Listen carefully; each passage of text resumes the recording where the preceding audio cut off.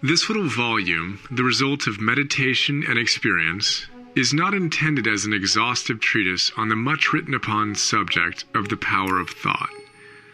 It is suggestive rather than explanatory, its object being to stimulate men and women to the discovery and perception of the truth that, quote, they themselves are makers of themselves, by virtue of the thoughts which they choose and encourage.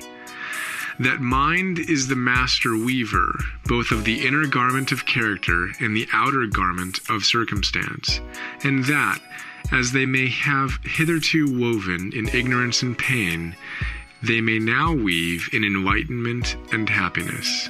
James Allen.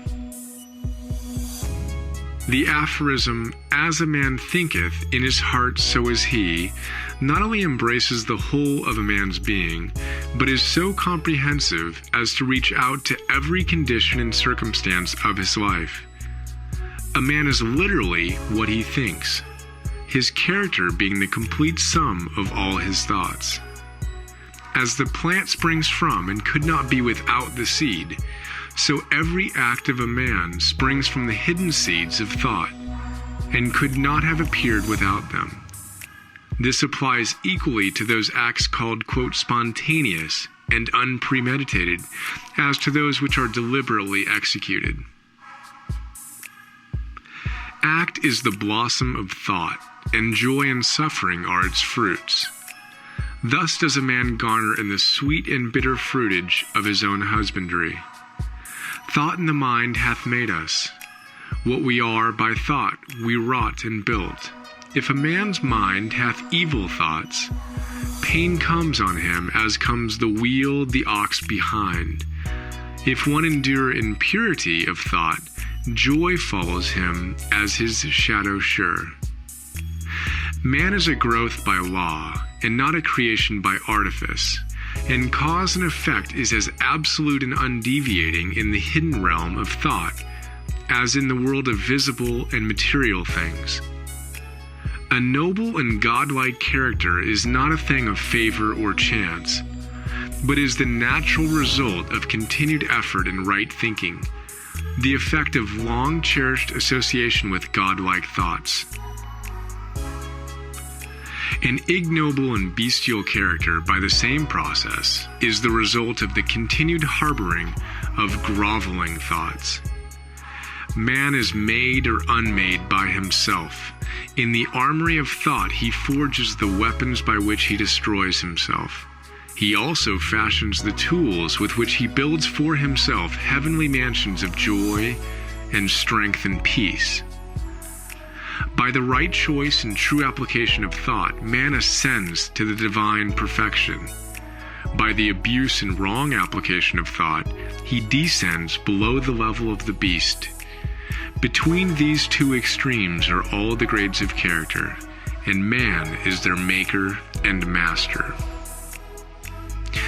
Of all the beautiful truths pertaining to the soul which have been restored and brought to light in this age, none is more gladdening or fruitful of divine promise and confidence than this, that man is the master of thought, the molder of character, and maker and shaper of condition, environment, and destiny.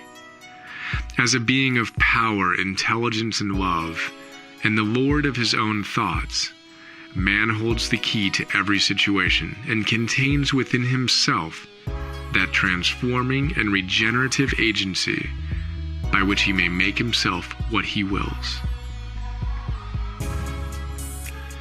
Man is always the master, even in his weakest and most abandoned state.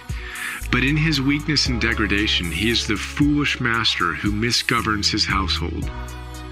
When he begins to reflect upon his condition and to search diligently for the law upon which his being is established, he then becomes the wise master, directing his energies with intelligence and fashioning his thoughts to fruitful issues.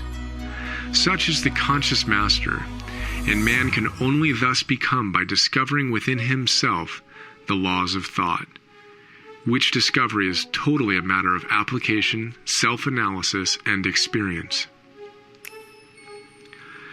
Only by much searching and mining are gold and diamonds obtained, and man can find every truth connected with his being if he will dig deep into the mine of his soul. And that he is the maker of his character, the molder of his life, and the builder of his destiny, he may unerringly prove, if he will watch, control, and alter his thoughts, tracing their effects upon himself, upon others, and upon his life and circumstances. If he will link cause and effect by patient practice and investigation, utilizing his every experience, even to the most trivial, as a means of obtaining that knowledge of himself. In this direction, as in no other, is the law absolute that, quote, he that seeketh findeth, and to him that knocketh it shall be opened, end quote. For only by patience, practice, and ceaseless opportunity can a man enter the door of the temple of knowledge.